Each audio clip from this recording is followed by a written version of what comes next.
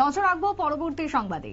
শনিবার কুমারঘাটে বস্ত্র বিতরণের আয়োজন করা হয় কর্মসূচির, যেখানে কুমারঘাট পুর পরিষদের সাফাই কর্মীদের মধ্যে শীত বস্ত্র দান করা হলো। কুমারঘাট পুর পরিষদের 52 জন সাফাই কর্মীকে দেওয়া হলো শীত বস্ত্র।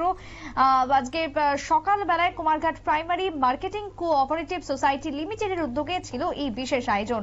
কুমারঘাট থেকে কি বক্তব্য উঠে এসেছে শুনুন। আমাদের সবাইকে অনেক বেশি অনুপ্রাণিত করেছে এবং উৎসাহিত করেছে।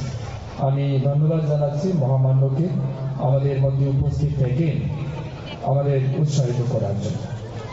আমার মনে আছে 2018 সালে আমি বিধায়ক হওয়ার পর থেকেই ফটিকরায় দ্বাদশ শ্রেণী বিদ্যালয়ের বিভিন্ন প্রোগ্রামে অতিথি হিসেবে এসেছি। এই স্কুলের বিভিন্ন কর্মকাণ্ডের সাথে যুক্ত থেকেছি। সময় সময় তাদের বিভিন্ন সমস্যার কথাও শুনেছি এবং আমরা চেষ্টা করেছি সর্বোচ্চ প্রায়োরিটি দিয়ে এই স্কুলের উন্নত পঠন পাঠন ব্যবস্থা চালু করার জন্য যা যা প্রয়োজনীয় করা যায় সেই লক্ষ্যে আমরা কাজ করেছি। আমি বিশ্বাস করি যে গত 6 বছরে এই ফটিকরায় দ্বাদশ শ্রেণী বিদ্যালয় অবশ্যই আগের তুলনায় অনেক বেশি কিছু পেয়েছে, উন্নয়ন হয়েছে। এই ফটিকরায় স্কুল মাঠ যেটা রয়েছে এটারও ওভারঅল ডেভেলপমেন্টের জন্য আমরা কাজ করেছি।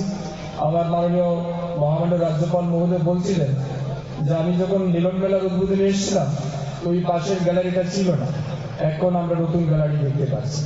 ঠিক আমরা গত 1 বছরে এই খেলার মাঠকে অর্থাৎ একটা বিশেষ করে নিয়ে যাওয়ার জন্য এই মাঠের ডেভেলপমেন্টের জন্য আমরা কাজ করেছি। আপাতত একটা গ্যালারি আপনারা দেখছেন, রিসেন্টলি পুরো মাঠকে কেন্দ্র করে বিশেষ করে যারা খেলা দেখতে আসেন তাদের জন্য যাতে উন্নত বসার ব্যবস্থা থাকে, ভিআইপিদের জন্য আলাদা করে আমরা রুম তৈরি করারও পরিকল্পনা নিয়েছি, অর্থাৎ আলাদা একটা মডার্ন গ্যালারি আমরা এখানে তৈরি করব, তার পরিকল্পনা রয়েছে, সেটা শুধুমাত্র সময় লাগবে।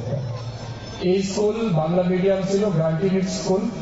গ্রান্টিনিড স্কুল হওয়ার কারণে আমরা দেখেছি অন্যান্য স্কুলগুলি অর্থাৎ সরকারের যে সমস্ত ডেডিকেটেড স্কুলগুলি রয়েছে ডিরেক্ট, তারা যে প্রায়োরিটি পায় সেক্ষেত্রে অনেকটাই কিন্তু। আপনারা শুনলেন মন্ত্রী সুধাংশু দাসের বক্তব্য। কুমারঘাটের আজকের এই আয়োজনকে কেন্দ্র করে ব্যাপক খুশি সংশ্লিষ্ট সাধারণ। ছোট্ট বিরতির পর ফিরছি, সঙ্গে থাকুন।